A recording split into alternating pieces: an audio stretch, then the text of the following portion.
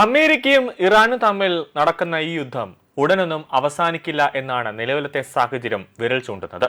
യുദ്ധം ഇങ്ങനെ കൊടുമ്പിരി കൊണ്ടിരിക്കുമ്പോൾ ഇന്ധനവും ഡീസലും എല്ലാം മുടങ്ങുന്ന ഒരവസ്ഥയിലേക്ക് എത്തിയാൽ രാജ്യം സ്തംഭിക്കുന്ന ഒരവസ്ഥയിലേക്ക് കാര്യങ്ങളെത്തും. അതോടുകൂടി ലോക്ക്ഡൌൺ എന്ന ഒരു അവസ്ഥയിലേക്ക് കാര്യങ്ങൾ പോകും. അങ്ങനെ ഒരു സാഹചര്യം ഉണ്ടാകാതിരിക്കാനാണ് ഓരോ ദിവസവും നിർണായകമായ ഓരോ തീരുമാനങ്ങൾ കേന്ദ്ര സർക്കാർ എടുക്കുന്നത്.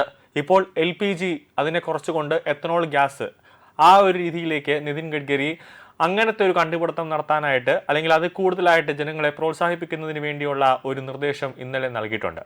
നിലവിൽ ഇപ്പോൾ അതിനൊരു ചുക്കാൻ പിടിക്കുന്നതാകട്ടെ ഇതെല്ലാത്തിനും കേന്ദ്രമന്ത്രി നിതിൻ ഗഡ്കരിയാണ് ഇതിന്റെ പിന്നിൽ നിന്നും എല്ലാ നിർദ്ദേശങ്ങളും നൽകുന്നത്.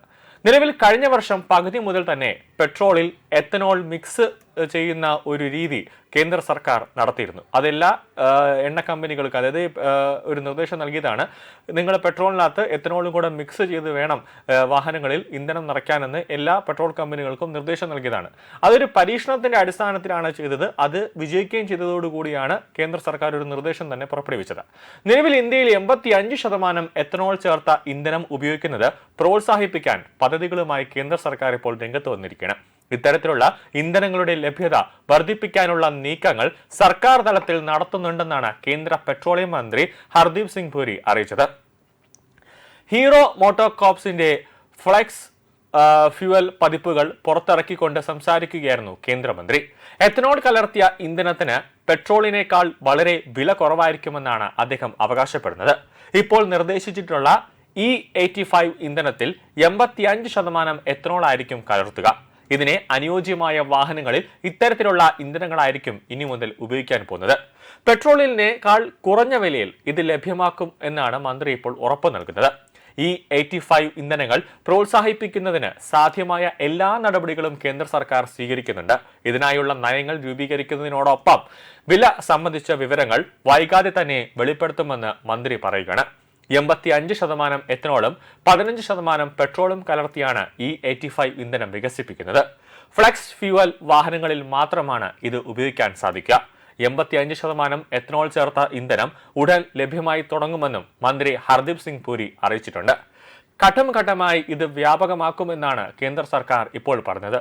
അതായത് ഒറ്റയടിക്ക് തന്നെ ഈ പദ്ധതി തുടങ്ങാതെ ഓരോ പദ്ധതിയും തുടങ്ങി അതിൽ എന്തെങ്കിലും പോരായ്മകളുണ്ടെങ്കിൽ അത് പഠിച്ചുകൊണ്ട് നല്ല രീതിയിൽ ഒരു പ്രശ്നവും ഉണ്ടാക്കാത്ത തരത്തിൽ ഉപഭോക്താക്കൾക്ക് അല്ലെങ്കിൽ ജനങ്ങൾക്ക് ഒരു കുറ്റമറ്റ ഒരു സമ്പ്രദായം കൊണ്ടുവരിക എന്നതാണ് കേന്ദ്ര സർക്കാരിന്റെ ലക്ഷ്യം. തുടക്കത്തിൽ ഡൽഹി NCR മേഖല, മുംബൈ, പൂനെ, അതോടൊപ്പം തന്നെ നാസിക് എന്നിവിടങ്ങളിലാകും ഈ ഒരു പദ്ധതി കൊണ്ടുവരിക. ഡിസംബറോടെ 500 പമ്പുകളാണ് സജ്ജമാക്കാനായിട്ട് ഇപ്പോൾ ഉദ്ദേശിക്കുന്നത്. 2027 അവസാനത്തോടെ ഇത് 5000 ഉയർത്തുമെന്നും അദ്ദേഹം വ്യക്തമാക്കിയിരിക്കുകയാണ്. ഫ്ലെക്സ് ഫ്യൂവൽ കൂടുതൽ വ്യാപകമാക്കി പെട്രോളിയം ഇറക്കുമതി കുറയ്ക്കുകയാണ് ഇതിലൂടെ സർക്കാർ ലക്ഷ്യമിടുന്നത്. E85 ഇന്ധനത്തിൽ 85% വരെ എത്തനോൾ ആയിരിക്കും. വൈദ്യുതി വാഹനങ്ങളെക്കാൾ മലിനീകരണം കുറഞ്ഞ ഇന്ധനം എന്ന നിലയിലാകും ഇതിനെ കണക്കാക്കുക. രാജ്യത്ത് 50% ഇരുചക്ര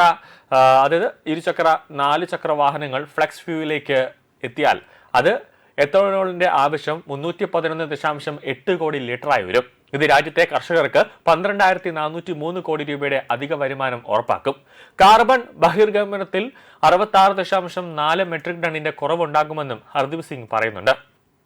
അങ്ങനെ വരുമ്പോൾ ഇനി ഒരു ലിറ്ററിന് തന്നെ ഒരു 100 രൂപ അല്ലെങ്കിൽ 110 രൂപ കൊടുത്ത് പെട്രോൾ അടിക്കുന്നതിന് പകരം തുച്ഛമായി ഒരു ലിറ്ററിന് 40 രൂപയ്ക്കോ അല്ലെങ്കിൽ ഒരു 50 രൂപയ്ക്കോ കൊടുത്ത് അടിക്കാൻ പറ്റുന്ന ഒരു സാഹചര്യത്തിലേക്ക് കാര്യങ്ങൾ എത്തും എന്നാണ് കേന്ദ്ര സർക്കാർ പറയുന്നത്.